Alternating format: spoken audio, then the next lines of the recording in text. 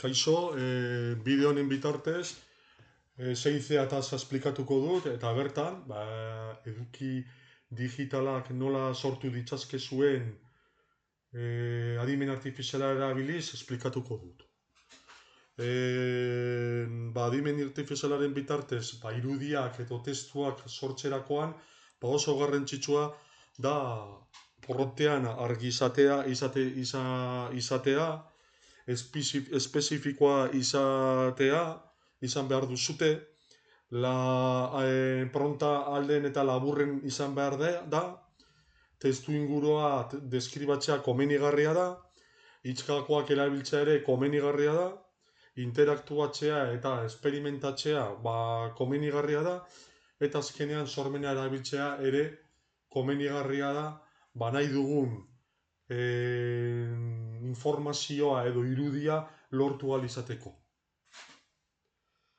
Nik egin dut adibidez aurkezpen bat Canvaren bitartez. Eta adibidez irudia bilatzerakoan Geminira joan naiz adibidez, eta bigarren diapositiban pintxan perimetrikoa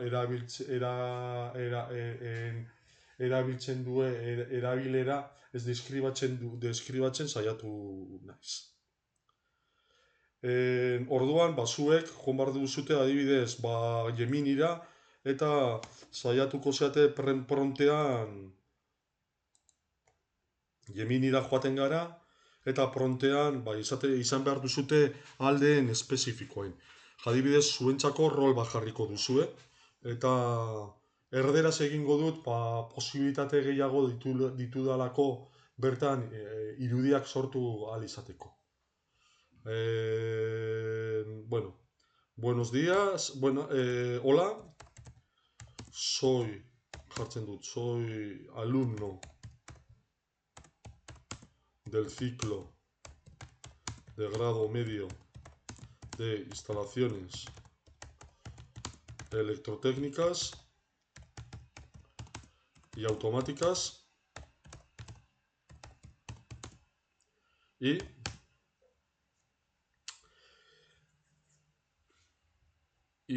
quiero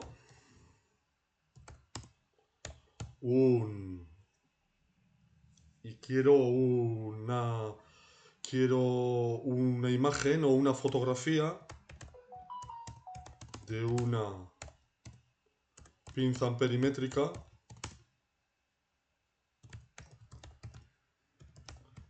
para insertarla en una presentación.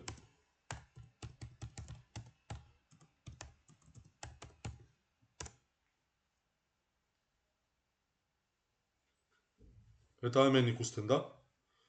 Erakutsi dit irudi bat pintxan perimetriko baten bitartez. Probatuko dut orain, probatu dezakezute adibidez jartzen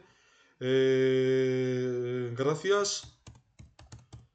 pero quiero un operario, quiero una imagen, una imagen con un operario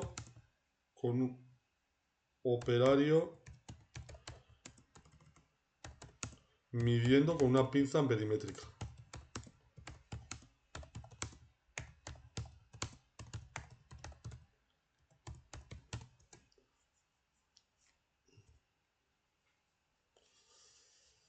Eta hemen ikusten dugu, adibidez imagen bat, erakusten digu, nola egin neurketa bat, entxufle batetan. Eta hori Canvaren aurkezpenera eraman dezaket. Gero, testua lortu ahal izateko Canvan bertan erabili dut, eta horretarako joan dezakezute testora, eskritura magika, eta adimen artifizialaren bitartez, pintxan perimetriko baten nola erabili deskribatzen saiatuko naiz. Eta horretarako prontean honakoa jarri dezakezute. Rol bat jarri behar duzue zuen buruari, kaixo, instalazio elektrotekniko eta automatiko erdi mailako zikloko ikaslea naiz, eta aurkezpen batetan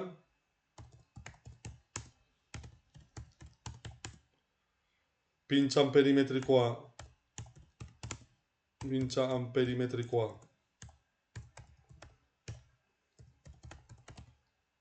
nola erabili, nola erabilera deskribatzen duen,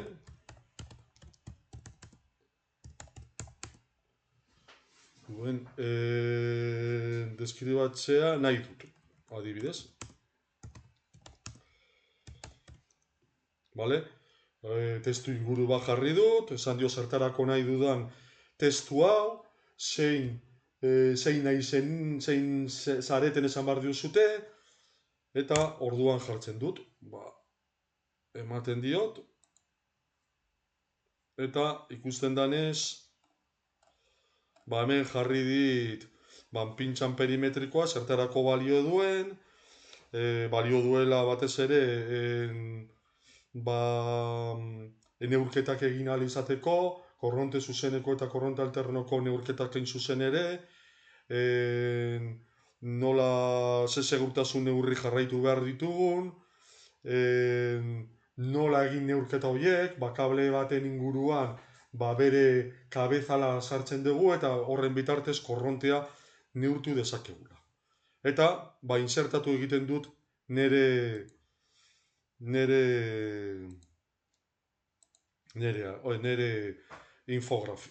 aurkezpenean inzuzen ere, odo zuen aurkezpenean.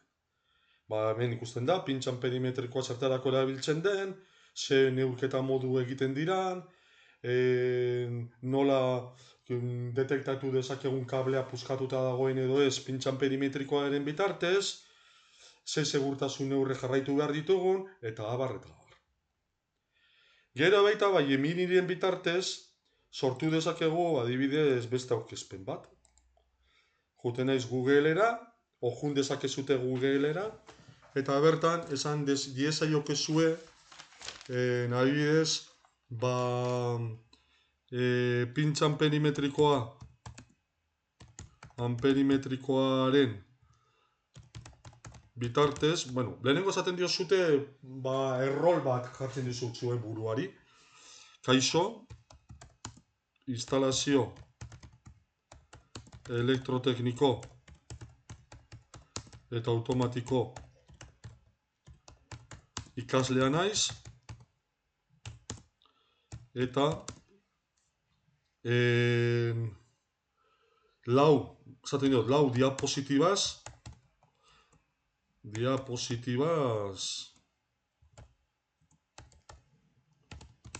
osaturiko aurkezpen bat nahiko nuke pintxa amperimetrikoaren neurketa, pintxa amperimetrikoaren bitartez neurketak nola egin, pausu desberdinak deskribatzeko.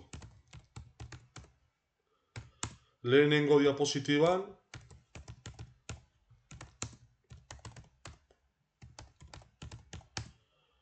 pintxan perimetrikoaren irudi bat nahiko nuke.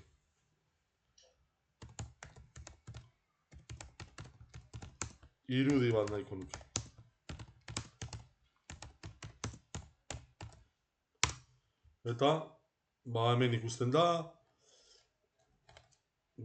ze pausu jartzen dira, jarraitu behar diran, pintxan perimetrikoak, lehenengo diapositibak definitu egiten digun pintxan perimetrikoa, eta bertan irudi bat agertzen da, bigarren diapositiban